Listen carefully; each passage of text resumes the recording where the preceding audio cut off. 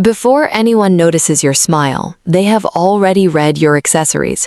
That may sound unfair, but after spending years thinking deeply about clothing, proportion, and personal style, I've learned something that surprises almost every woman I talk to. People rarely remember every detail of what you wear. They remember the feeling your appearance leaves behind.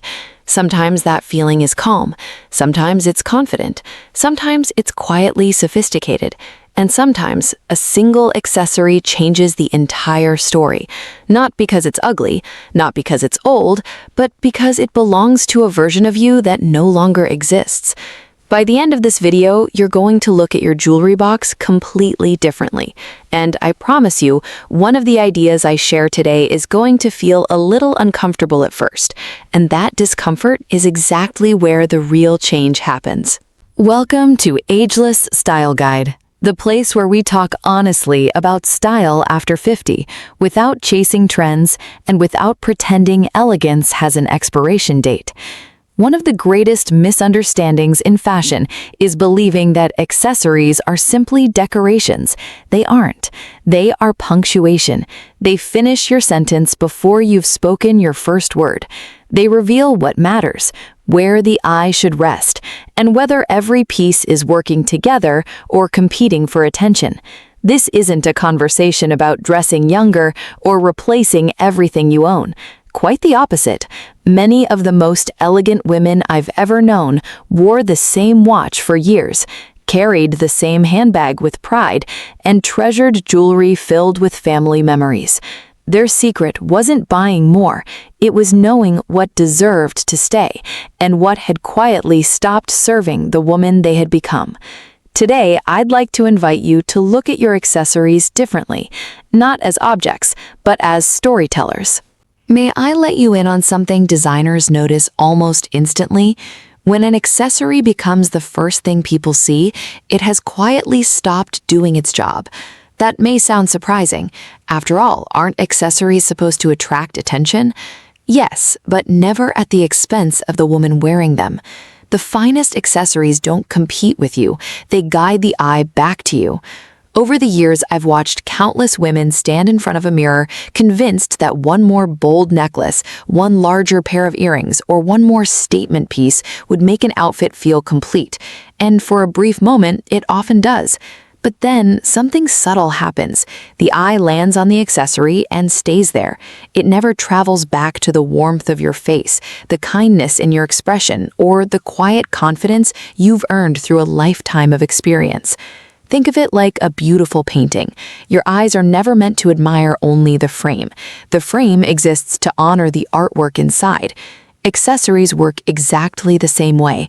The woman is always the masterpiece. I often see this at family celebrations or elegant dinners. A beautiful woman walks in wearing a necklace so commanding that every conversation begins with, "I love your necklace." It's a lovely compliment, but imagine something even more meaningful. "I don't know what it is about you today, but you look absolutely radiant." Can you hear the difference? The first celebrates an object, the second celebrates a woman. As you look through your own jewelry, scarves, handbags, and watches, ask yourself one simple question. Is this helping people notice me, or is it asking them to notice itself? Now, I'd like to talk about the most delicate part of this entire conversation, because this isn't really about jewelry, it's about memory. Every woman has at least one piece of jewelry that carries a chapter of her life. Perhaps it was a gift from someone she loved. Perhaps it marked a milestone she never wants to forget. Those memories are precious, and nothing I say today should ever diminish them. But here's a question I gently ask many women. Are you wearing that piece because it still expresses who you are, or because you're afraid of what it means to take it off? There is an important difference. A treasured piece deserves respect. A daily habit deserves reflection. Sometimes we wear the same necklace or the same bracelet for so many years that we stop seeing it, and ironically, the people around us stop seeing it too. What was once deeply personal slowly becomes invisible, not because it lost its beauty, but because it became predictable. The most elegant women I've known never abandoned meaningful jewelry. Instead, they became more intentional with it. A family heirloom wasn't worn every single day simply because it always had been. It was chosen for the moments when its story truly belonged. That simple act gave the piece its voice back. Sometimes the greatest respect we can give a cherished accessory is allowing it to become special again. Here's a sentence I wish every woman could hear before buying her next accessory. Luxury can be purchased, refinement cannot. For years, the fashion industry quietly encouraged us to believe that a higher price meant better style. A larger logo, more sparkle, more recognizable brands, more compliments. It sounds convincing until you study the women whose elegance never fades. The truly refined woman rarely looks as though she's trying to prove anything. She doesn't need her handbag to announce success. Her confidence arrives before the labels ever do. Picture two women entering the same restaurant. One carries a handbag with bold hardware, oversized branding, and jewelry that catches every light in the room. The other carries a beautifully made leather bag with clean lines, simple earrings, and a watch she's worn for years. Neither woman is better dressed simply because of the price, but one creates curiosity, the other creates certainty. Curiosity whispers, "I wonder who she is."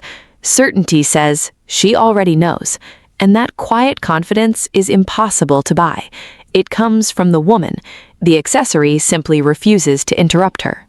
If this is resonating with you so far, drop a comment and tell me, is there a piece in your jewelry box right now that you wear out of habit rather than because it still feels like you? I genuinely want to know, and I read every single comment. And if you're finding this helpful, take a second to hit the like button. It costs you nothing, and it helps this video reach more women who need to hear it. May I share one of the first lessons I learned early in my career studying design? The eye should always know where to rest. If it doesn't, the outfit feels unsettled, even when every individual piece is beautiful. Nowhere is that more important than around your face. After all, your face is where every conversation begins. It's where your kindness is seen, your confidence is recognized, your laughter is remembered. No accessory should compete with that. And yet, this is one of the most common mistakes I see, not because women choose unattractive accessories, quite the opposite. Many choose pieces that are simply too determined to be noticed. Large geometric earrings that move before you do, necklaces that create a visual wall beneath your chin, scarves tied so high and so full that they interrupt the natural line between your face and your shoulders. Here's a simple exercise. Stand in front of a mirror wearing your favorite accessory. Soften your gaze. Don't focus on the details. Notice where your eyes naturally land first. Do they find your expression, or do they stop somewhere else? That tiny experiment reveals more than most styling guides ever could. I've watched women remove just one oversized necklace or exchange dramatic earrings for a quieter pair, and suddenly their eyes seem brighter, their smile feels warmer, their entire presence becomes easier to remember. They think they've changed their outfit. In reality, they've simply removed the obstacle between themselves and the person looking at them. Because after 60, your greatest beauty is no longer found in perfect features. It's found in expression, in character, in a lifetime of stories that no accessory could ever hope to outshine. I'd like you to think about your handbag in a way you may never have before. Not as something you carry, but as something that quietly carries you. Some handbags look as though they've been living a harder life than the woman holding them. Overfilled, shape lost, receipts peeking out, zippers struggling to close. None of these details make a woman look careless, but together they can quietly suggest something she may not want to communicate. Exhaustion, constant urgency, a life that never has a chance to slow down. Now, compare that with a handbag that has structure. Not stiff, not formal, simply composed. It doesn't need to be expensive. It simply needs to look as though it belongs exactly where it is. A thoughtfully chosen bag tells the world, I have what I need. An overworked bag often says, "I'm carrying more than I should." And isn't that true for so many of us? Sometimes we're not just carrying our wallets, we're carrying responsibilities, old habits, the feeling that we must always be prepared for every possible situation. One of the most elegant women I ever knew had a simple ritual. Every Sunday evening, she emptied her handbag completely. She cleaned it, returned only what she truly needed, and started Monday with intention instead of accumulation. She once smiled and said, "When my bag feels lighter, somehow so do I." I've never forgotten those words. Perhaps your handbag doesn't need replacing.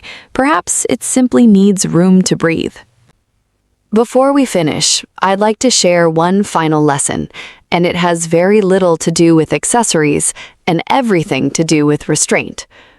Early in my career, I believed every design needed one more detail, one more button, one more decorative idea. Then an older mentor quietly looked at my work and said, "Now remove the last thing you added." I remember feeling almost offended until I did it. The design became calmer, stronger, more confident. I see the same principle in personal style every single day. A beautiful scarf, a lovely necklace, elegant earrings, a statement ring, a watch, a bracelet. Each piece is attractive on its own. Together, they begin talking over one another. Imagine sitting around a dinner table with 6 wonderful friends. If everyone speaks at the same time, you hear no one. Accessories behave exactly the same way. This is why the most refined women often seem impossible to imitate. People assume they own extraordinary wardrobes. In reality, they edit extraordinarily well. Before leaving the house, they don't ask, "What else should I add?" They ask, "What no longer needs to be here?" Try it the next time you're getting dressed. Put on every accessory you plan to wear, then remove just one. Stand back, look again, not as someone judging herself, but as someone meeting herself for the first time. You may be surprised by what disappears. More importantly, you'll notice what finally appears: your expression, your posture, your confidence, your presence.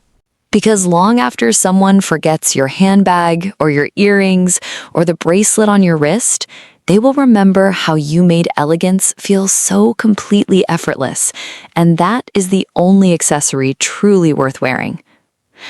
I've seen breathtaking gowns, extraordinary jewelry, handbags crafted by remarkable artisans, and yet the women I remember most were never the ones wearing the most beautiful accessories. They were the women who never allowed their accessories to become more memorable than they were. Style after 60 is no longer about collecting beautiful things.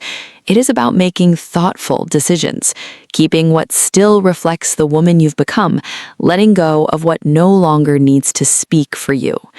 So, the next time you stand in front of your mirror, don't ask yourself, "What else should I wear?" Instead, ask, "What allows the best version of me to be seen?" I have a feeling your answer will surprise you. Now, I'd love to hear from you. Is there an accessory you've been wearing for years simply out of habit? Or is there one special piece you'll treasure forever because its story still feels like your own? Share your thoughts in the comments below. I read them more often than you might imagine. If today's discussion gave you a new way of looking at style, I hope you'll subscribe here at Ageless Style Guide and hit the notification bell so you never miss what's coming next. Here, we don't chase trends. We explore timeless elegance with curiosity, honesty, and respect for the women we've become. Until then, take good care of yourself. And remember, the most beautiful thing anyone should notice about your style has never been your accessories. It's always been you.